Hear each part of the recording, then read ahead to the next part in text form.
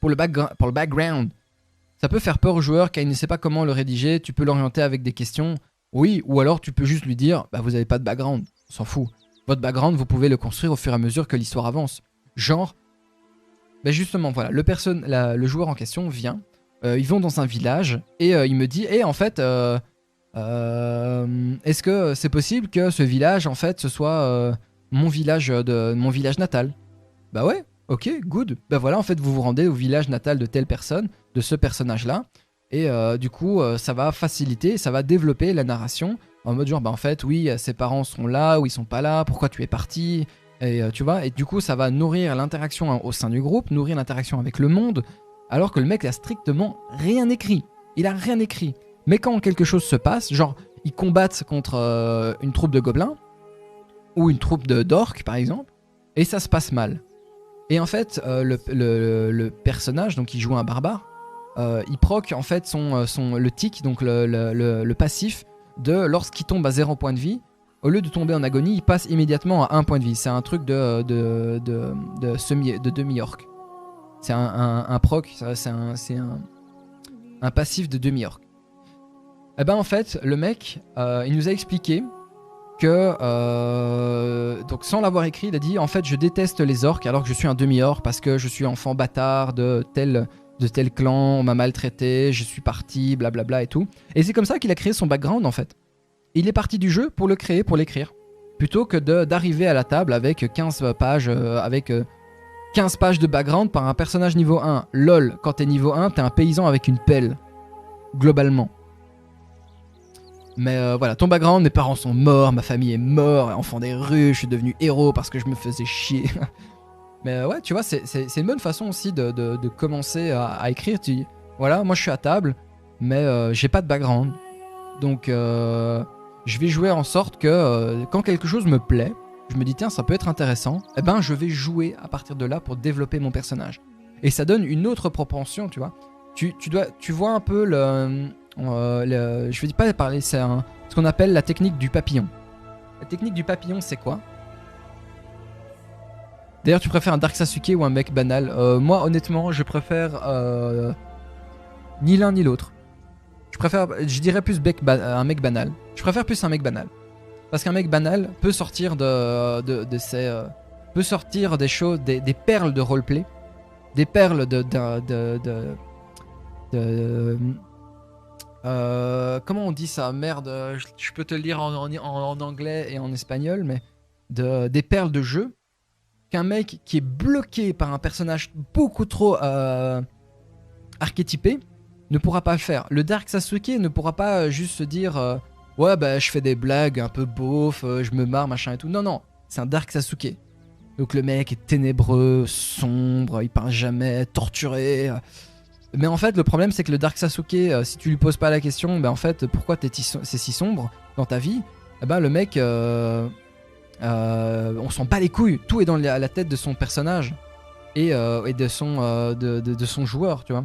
Et c'est pas intéressant au final, puisqu'on est là pour raconter une histoire. Si tu gardes tout dans ta tête, eh ben tu ne fais pas part finalement de ça à la table de jeu. Et du coup, on perd une grosse partie d'intérêt aussi de découvrir l'histoire des autres et machin et tout. Tu vois, faire le Dark Sasuke, c'est pas intéressant. Tu peux le faire, mais en ayant toujours. D'ailleurs, attends, t'es pas en Naruto au Troll et Légendes. Non, j'étais pas en Naruto au Troll et Légendes. Mais du coup voilà, tu vois, le problème des personnages hyper archétypés, c'est que t'es bloqué dedans. C'est comme le mec qui fait un nain avec la voix du nain dans Nullbuck, ou de l'elfe, ou de la magicienne, ou machin, tout ce que tu veux. C'est marrant 5 minutes, mais tu es hyper rapidement bloqué par ton roleplay en fait. Tu es hyper bloqué par un archétype, d'un stéréotype, d'un truc qui n'est pas censé être ce qui est normalement établi à une table de jeu de rôle, tu vois. Donc t'es en train de réduire le nombre de possibilités d'évolution de ton personnage à poil de couille, juste parce que tu trouvais ça marrant dans une série audio, tu vois. Cela dépend des MJ, car il y en a qui se basent sur les backgrounds des personnages pour créer la campagne. Mais tu vois, Vol, par exemple, ça je te parle pas en mode genre tout le monde doit le faire. Un groupe, c'est un groupe, donc il y a plusieurs joueurs. Il y en a qui aiment bien créer des backgrounds, tu peux écrire à partir de là. Mais il y en a inversement, donc j'allais vous parler de la technique du papillon. Il y en a qui partent de là pour après développer La narration, quand tu es MJ, ce n'est pas j'ai une bonne idée de base et la suite va aller tout seul. Non, il faut nourrir cette idée, il faut la maintenir en vie. C'est pour ça qu'il y a des arcs narratifs, c'est pour ça qu'il y a des bouquins du genre ça. C'est pour ça qu'il y a des bouquins qui s'appellent ça, à créer des arcs narratifs pour vos personnages, qui sont des méga bouquins du feu de Dieu, qui te donnent toutes les techniques narratives. Et c'est notamment là, bon, c'est le gars en question, donc Wayland, qui est un prof que j'ai d'université en Angleterre. C'est un maître en fait en tout ce qui est unifier donc les structures d'histoire, de créer donc les intrigues, le développement de personnages, etc. Et il y a donc une de ces techniques, Scra.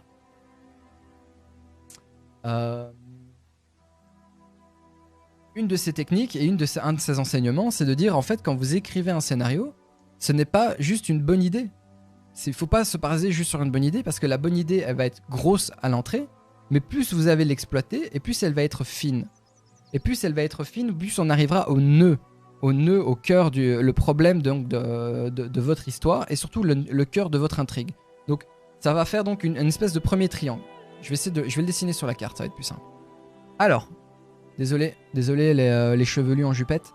Alors, on va dessiner donc un polygone, on va créer, je sais pas moi, on va aller sur celui-ci. Du coup, l'arc narratif, comment ça fonctionne? Donc c'est le fameux triangle. Tac, tac. Du coup, sur le côté gauche, en fait, vous allez avoir une bonne idée. La bonne idée de départ. Vous avez donc l'exploiter et votre avancée. Tac, on va aller faire ça comme ça. Elle va donc de gauche à droite. Le début, c'est intéressant, vous avez plein d'idées, etc. Plus vous l'exploitez, plus vous arrivez donc dans ce qu'on appelle le nœud. Le nœud qui est ici, la fin de l'intrigue, de l'écriture. Quand tu es MJ, c'est souvent ce qui se passe. Tu as une bonne idée, tu te lances, etc. Mais au fur et à mesure que la campagne avance, tu te rends compte que les portes se ferment de plus en plus puisque les joueurs font des décisions. Et choisir, c'est renoncer. Pour ceux qui connaissent cette grande phrase de philosophie, choisir, c'est renoncer. Ça veut dire que plus ils vont faire des choix et plus les portes vont se fermer en fait dans votre histoire. Pac. Ah, ils décident d'aller à gauche? Ok, bah alors la porte de droite se ferme. Tu vois, et ils vont continuer, etc. Jusqu'au moment où ils arrivent donc au moment, ce qu'on appelle le moment zéro, le moment nul d'une intrigue. C'est le moment où on aura l'impression qu'il n'y a plus qu'un seul choix disponible. Un joueur qui n'a pas de background peut décider en fait de faire l'inverse. Plutôt que d'arriver donc dans une zone... Ah, fuck. Tac, tac. On va faire plutôt que donc d'arriver donc dans ce fameux triangle-là. Tu vois, et d'arriver au moment où ça va être à 0 comme ici. En fait, le gars va partir en cours de route. Il va partir... Nique ta mère. Il va partir donc en cours de route et il va développer l'histoire de cette manière-là. Tu vois? Et du coup, vous n'aurez pas vraiment de moment de creux puisque le personnage va petit à petit hameçonner des aspects de ce qui ont été abordés pour réouvrir ta narration. Et du coup, toi, en tant que maître de jeu, tu peux certes commencer sur le background de tes personnages pour les intéresser. En attendant, je t'ai fait un plus 40 centimes d'euros sur Utip. Yes, merci Noxurius. Merci à toi, bro. C'est gentil en vrai d'encore faire tenir le Utip. Mais, du coup, tu vois, en termes d'effet, donc on appelle ça le papillon parce que tu sais, avec les deux ailes, machin, etc. Mais l'argent, c'est du pognon, exactement, Katsumasa. Mais merci Noxurius, c'est vraiment cool en vrai. Et du coup, ce joueur-là, tu vois, il va faire le relais dans ton arc narratif pour développer ton propos plus loin. Donc, certes, certains MJ qui se basent sur le background de leur personnage pour immerger, etc., c'est important. Ça, je dis pas que c'est mauvais. Je dis juste que, immanquablement, n'importe quel scénariste va te le confirmer, l'idée exploitée va arriver à terme. C'est pareil en littérature, c'est pour ça qu'on appelle, il y a le cycle littéraire, pour ça qu'il y a des boucles, enfin je vais pas ralentir, j'en parlerai dans les fréquences fantasy à l'avenir, mais ah, on a Ping of Death, merci à toi, merci pour le follow bro, bienvenue chez nous, bienvenue chez les fous, et en fait ce genre de personnages là vont vraiment maintenir cette espèce, tu vois le fameux moment dans l'histoire où normalement vous êtes à peu près dans fuck. Tac, on va faire ça comme ça, tac, tac. Tu vois, ce fameux moment de l'histoire là où on arrive à la fin de l'histoire, on arrive au moment final où, quoi qu'il arrive, il va falloir affronter le boss, il va falloir trouver qui est le meurtrier, blablabla, tout ça, tout ça. Et on arrive sur une finalité. Si tu veux faire une campagne avec des arcs narratifs, n'importe quel scénariste a besoin d'avoir un fond pour réouvrir son histoire. Tu peux pas juste dire, alors on est un mois plus tard, tout ce que vous avez fait avant a été oublié, enfin, ou c'est du passé, on n'en parle plus, parce que c'est pas comme ça que fonctionnent les histoires. Les histoires ont besoin de continuité. C'est la raison pour laquelle on continue encore éternellement à parler des mêmes histoires, que ce soit la mythologie, réinterprétée, etc. Je vous renvoie vers les fréquences fantasy de la chaîne YouTube pour ça. Mais c'est la raison pour laquelle on continue à reparler encore éternellement des mêmes choses, parce que, en fait, l'idée, c'est de garder cette fenêtre ouverte et de transmettre quand même ces mêmes idées-là et de maintenir l'évolution. Les histoires sont comme ça. Aucune histoire ne... généralement, si la bonne idée s'estompe, on peut prendre des moments de contemplation de contemplation ou de focalisation sur cet élément qui peut rallonger la durée de l'effet waouh. Mais l'idée, c'est pas de rallonger... Enfin, après, là, on parle donc de pinacle, on parle de pointe, on parle de type de scénario et tout. Moi, je te parle juste de structure narrative. Donc, je vois ce que tu veux dire, Welxor, et c'est très intéressant. D'ailleurs, c'est important à le voir. Parce que là, on voit, donc ça, c'est la longévité de votre idée. Maintenant, si on fait une histoire, donc une histoire... tac, on va la dessiner comme ça. Donc, imaginez, donc ça, c'est votre histoire. On part donc d'un point de départ vers la suite. L'histoire, elle peut faire des hauts, des bas, des moins hauts, des très bas, elle peut remonter, elle peut vraiment descendre, elle peut vraiment se maintenir sur des petits éléments, des péripéties très faibles, puis redescendre, et puis remonter, et puis tu vois, évoluer comme ça. On a l'impression que c'est un logo de trash metal, je suis désolé, mais tu vois, du coup, il faut...